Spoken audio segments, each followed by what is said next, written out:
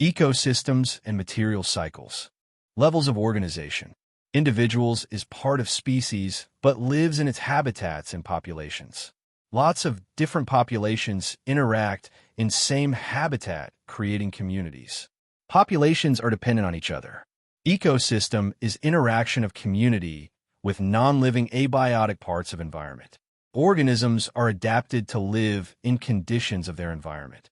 Organisms, which need same resources, compete for it. There can be competition in species or between different species. Plants compete for light, space, water, and mineral ions. Animals compete for space, food, water, and mating partners.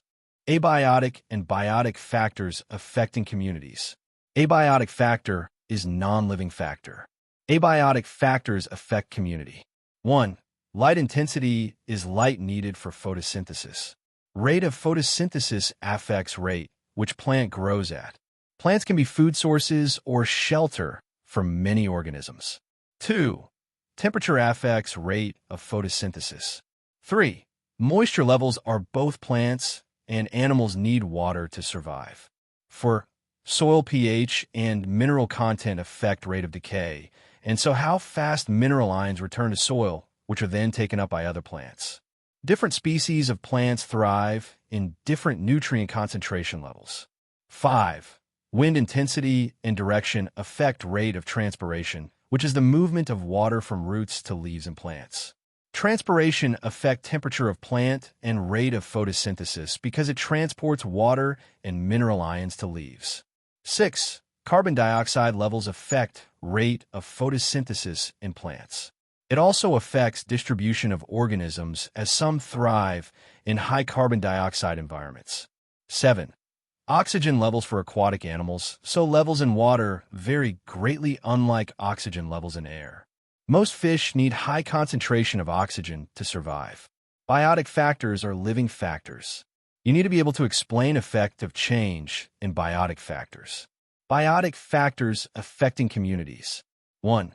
Food availability means more food for organisms to breed more successfully, and so population can increase in numbers. 2. New predators. 3. New pathogens means population has no resistance to it, so they're wiped out quickly. 4. Competition, so if one species is better adapted to environment than another, then it will outcompete it until the numbers of lesser adapted species are insufficient to breed. Interdependence. Interdependence is how organisms and community depend on other organisms for vital services. These are foods, shelters, and reproduction like pollination and seed dispersal like birds take shelter in trees. Flowers are pollinated with help of bees. Removal or addition of species to community can affect population of others greatly as it changes prey or predator numbers. Stable community is one where all biotic like living and abiotic like non-living factors are balanced. So, population sizes stay around the same. When they're lost, it's very difficult to replace them. Examples include tropical rainforests and oak woodlands. Parasitism and mutualism. Some species live together in symbiotic relationships. There are two types of symbiotic relationships. Smaller species lives directly in or on larger species and benefits at expenses of other species. It's known as parasite. If it gives benefits or resource to other species like giving nutrients, it's a mutualistic relationship. Parasitism involves taking nutrients from another species to detriment of other species. Example: in humans, there is tapeworms, which are parasites that live inside the gut and take nutrients from a human and lead to malnutrition. Commensalism is when there's no damage caused to species and there's a mutual benefit. Example: algae and fungi live together to form lichens. Algae photosynthesize to give sugars for fungi, but fungi allow algae to live in more extreme conditions than those under which it would normally thrive. Fieldwork and counting organisms. Find number of organisms in given area using fieldwork techniques and tools like quadrats and transects. When we estimate number of 3-leaf clovers in 10 meters by 10-meter field, this might be useful experiment in finding biodiversity of an area. Measure every single 3-leaf clover in field Or take a sample of 3-leaf clover from small area and use this estimate entire population of clover. The first one will be time-consuming, and there would be high chance of error, but the second one would have less time and with less risk of error. Core practical. Investigate the relationship between organisms and their environment using fieldwork techniques, including quadrats and belt transects. 1. Divide field into 100 equal 1 meter by 1 meter squares. 2. Use random number generator to randomly select single square. 3. Take 1 meter by 1 meter quadrat and place it in selected square. 4. Count number of clover in square. 5. Repeat with different square 4 times and average 5 results. 6. Multiply average by 100 to estimate number of clovers in field. Human interactions with ecosystems. Positive human interactions with ecosystems. 1. Maintaining rainforest allows habitats here not deforested. 2. Raising awareness among public about how to protect ecosystem like through large-scale community projects. 3. Reducing water pollution and monitoring changes over time. 4. Preserving areas of scientific interest by stopping humans from going there. 5. Replanting hedgerows and woodlands to give habitats which were previously destroyed. Negative human interactions with ecosystems. 1. Production of greenhouse gases leading to global warming. 2. Introducing non-indigenous species into environment which prey on native species. 3. Producing sulfur dioxide in factories which lead to acid rain, and this affects habitats. 4. Chemicals used in farming leak into environment. If they leak in a lake, this can cause eutrophication, excessive growth of plant life, which can deplete body of water of oxygen, making it less able to sustain other species like fish. 5. Clearing land to build reducing number of habitats. 6. Overfishing reduces biodiversity and lead to endangerment of some species. Maintaining biodiversity.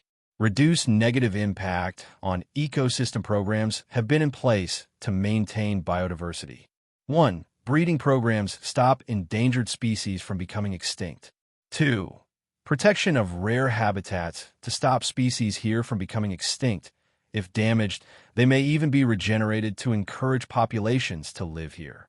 3. Reintroduction of hedgerows and field margins around land where only one type of crop is grown, which maintains biodiversity, as hedgerow give habitat for lots of organisms. 4. Reduction of deforestation and carbon dioxide production, which reduces rate of global warming, slowing down rate that habitats are destroyed. 5. Recycling rather than dumping waste in landfill and reduce amount of land taken up or landfill and slows rate we're using up natural resources. Cycling of materials and carbon dioxide. Lots of different materials are recycled through ecosystem. Carbon and water cycles are important for life on Earth. Carbon cycle. Carbon dioxide removed from air in photosynthesis by green plants and algae, and they use carbon to make carbohydrates, proteins, and fats. They are eaten and carbon moves up food chain. Carbon dioxide is returned to air when plants, algae, and animals respire. Decomposers respire while they return mineral ions to soil. Carbon dioxide returned to air when wood and fossil fuels are burnt in combustion as they contain carbon from photosynthesis. Decomposition and composting. 1. Compost. When biological material decays, it produces thus. It is used by gardeners and farmers as a natural fertilizer.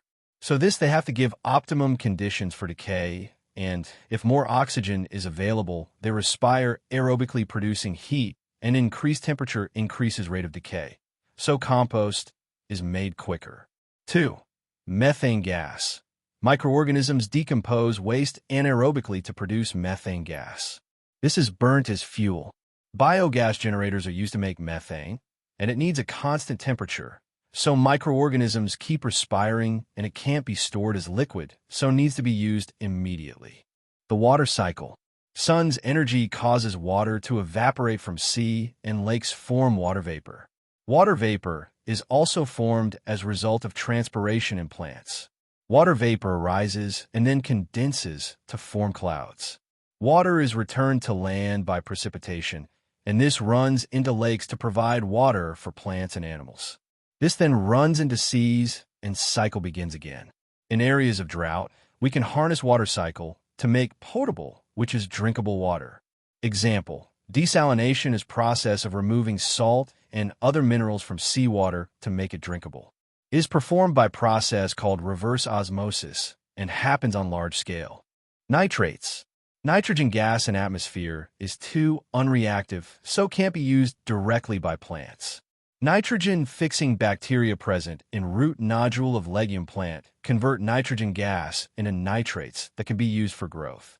Lightning convert nitrogen gas into nitrates. Haber process converts hydrogen gas into ammonia. Plants absorb nitrates through roots by active transport. Nitrogen is included in fertilizers in form of ammonium nitrates. This gives artificial way to make sure that plants get nitrates need for growth without relying on external processes like nitrogen-fixing bacteria or lightning.